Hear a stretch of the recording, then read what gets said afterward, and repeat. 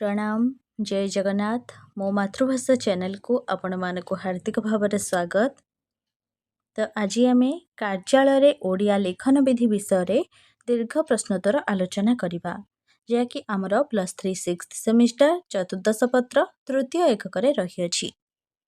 तो जो मैंने आपण मानक चैनल मो मातृभाषा को सब्सक्राइब करना प्रथम कर यही चैनल को आसुंच तो गोटे सब्सक्राइब कर दिंतु एवं पाखरे थिबा बेल आइकन ने ऑल ऑप्शन ने सिलेक्ट कर दिंतु जहाँ फल मो वीडियो सर्वप्रथमे आपण पाखरे पहुँची पारिबो। तो चलंतु आरंभ करिबा। सेमिस्टर एग्जाम रे आमर जेमती प्रश्न आसुची कार्यालय रे ओडिया लिखन विधि विषय विवरणी प्रदान कर। तो चलंतु देखिबा। संगठनर सुपरिचालना पाई सूचना संग्रह समीक्षा एवं वितरण आदि कार्य संपादन करा जाइथिबा सूचना को कार्यालय कहंती।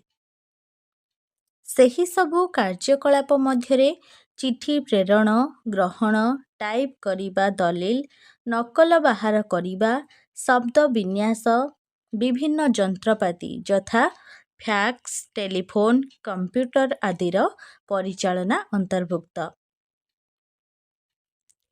एही सबु कार्य संपर्कित हेउथिबा स्थान को कार्यालय बा ऑफिस कहंती। यह सरकारी विभाग व्यावसायिक फार्म विद्यालय डाक्तरखाना हेउ बा केबे सरकारी संगठनर विभिन्न किराणी कार्य एवं प्रशासनिक कार्य हेउ ठीक भावे संपादन करिबा पई कार्यालय रहिबा जरूरी। तो बुझिएला कार्यालय काहाकू कहंती। तो शॉर्ट क्वेश्चन मध्य आसी पारे। संगठनर सुपरिचालना पाई सूचना संग्रह समीक्षा एवं वितरण आदि कार्य संपादन करा जाइथिबा सूचना को कार्यालय कहंती। जोंठारे कौन हुए ना जेपरिकी चिठी प्रेरण ग्रहण बा टाइप करिबा नकल बाहर करिबा एही सबु कार्य गुड़िक करा जाई थाए। एही सबु कार्य जोंठारे संपादित होई थाए ताहाको कार्यालय बा इंग्रजी रे ताहाको ऑफिस कहा जाए। तो यह सरकारी विभाग हो पारे बा व्यावसायिक फार्म हेउ विद्यालय डाक्तरखाना किंबा सरकारी संगठनर विभिन्न किराणी कार्य हेउ बा प्रशासनिक कार्य जाको कि ठीक भावे संपादन करिबा पई कार्यालयर आवश्यकता रही थाए। तेणु कार्यालय हेउछि संगठनर एक सेवा प्रदानकारी विभाग जार संपर्क नथी परिचालना एवं अन्यान्य सेवा यथा टाइप करिबा नकल बाहर करिबा डाक प्रेरण एवं ग्रहण नथीकरण कार्यालय जंत्रपातिर व्यवहार नथी रखिबा सूचना व्यवहार को टंका बा अर्थर उपयोग एवं अन्यान्य कार्य सह जड़ित। वर्तमान देखिबा कार्यालयर संज्ञा। कार्यालयर लोकप्रिय बा गृहीत संज्ञा हैला प्रथम हेउछि कार्यालय एक स्थान जेउठारे किराणी कार्य करा जाए। कार्यालय एक शाखा जेउठारे सांगठनिक योजना परिचालना एवं निमंत्रण पाई आवश्यक रेकर्ड प्रस्तुति सह परिचालना एवं ताहार संरक्षण करा जाई थाए। तो वर्तमान देखिबा कार्यालयर उद्देश्य। प्रथम हेउछि जोगाजोगर माध्यम रूपे कार्य करिबा।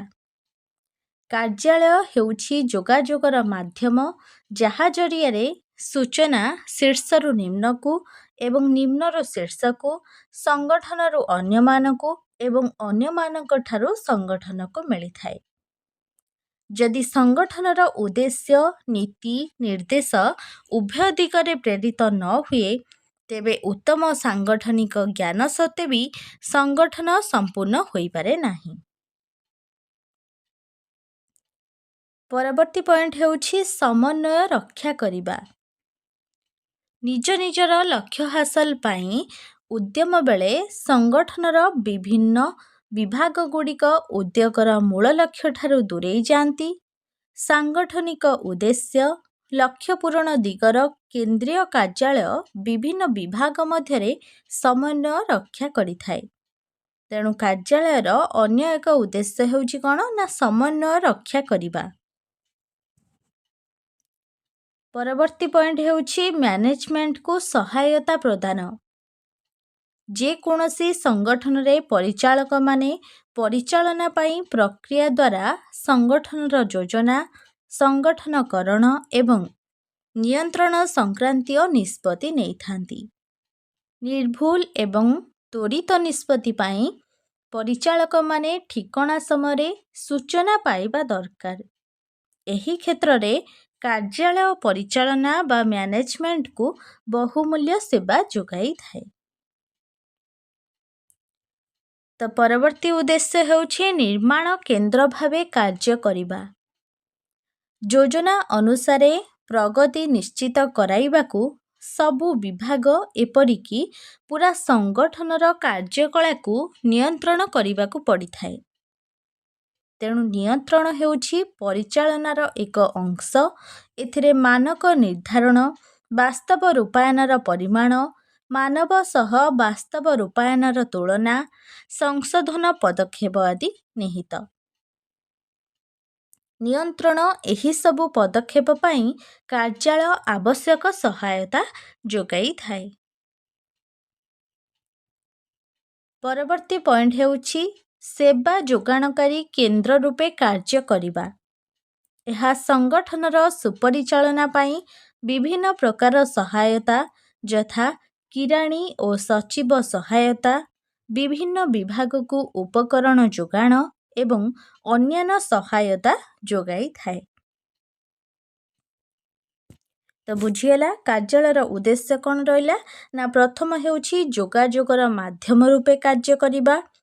ପରବର୍ତ୍ତୀ ହେଉଛି ସମନ୍ୱୟ ରକ୍ଷା କରିବା, ମ୍ୟାନେଜମେଣ୍ଟକୁ ସହାୟତା ପ୍ରଦାନ, ନିର୍ମାଣ କେନ୍ଦ୍ର ଭାବେ କାର୍ଯ୍ୟ କରିବା ଏବଂ ସେବା ଯୋଗାଣକାରୀ କେନ୍ଦ୍ର ରୂପେ କାର୍ଯ୍ୟ କରିବା। ଏହା ହେଉଛି କାର୍ଯ୍ୟାଳୟର ଉଦ୍ଦେଶ୍ୟ।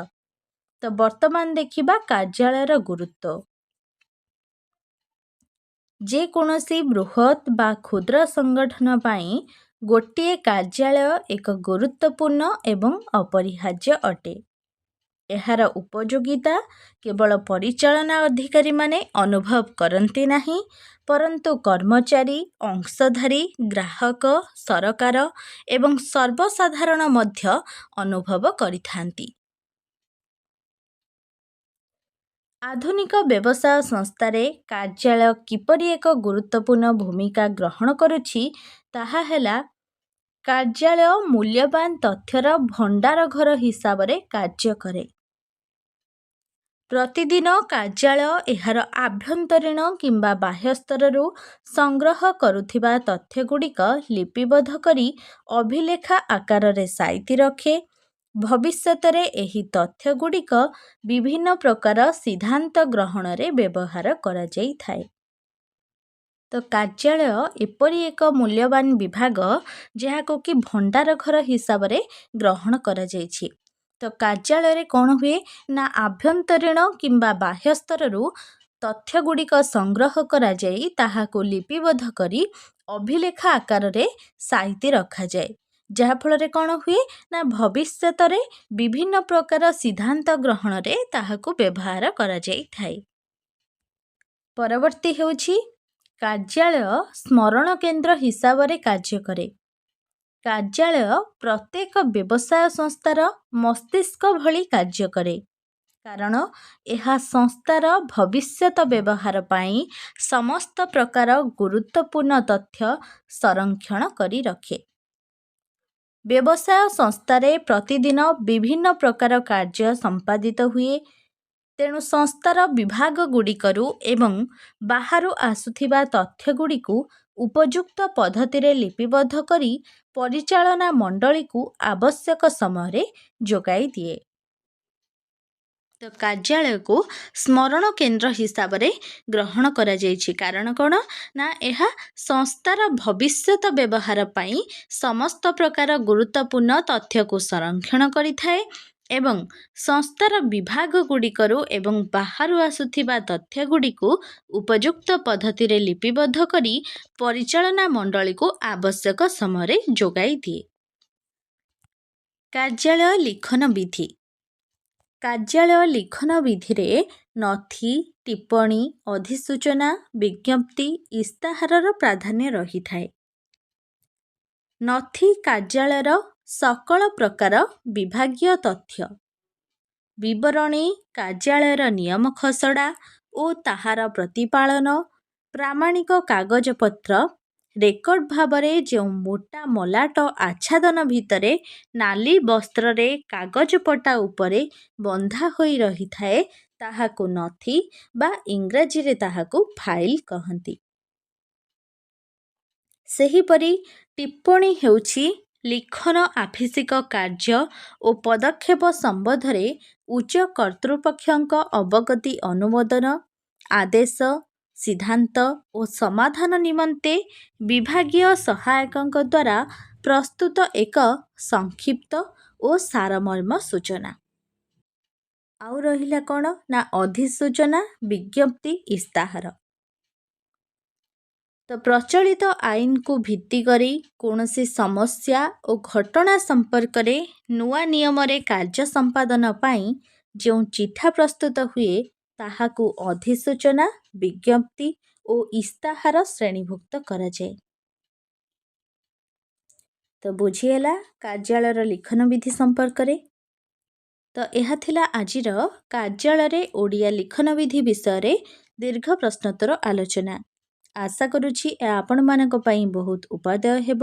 ଭିଡ଼ିଓ ଭଲ ଲାଗିଥିଲେ ଲାଇକ୍ କରିବାକୁ ଆଦୌ ଭୁଲିବେନି ଏବଂ ସାଙ୍ଗମାନଙ୍କୁ ମଧ୍ୟ ସେୟାର କରିଦେବେ, ଯାହାଫଳରେ ସେମାନେ ମଧ୍ୟ ଉପକୃତ ହୋଇପାରିବେ।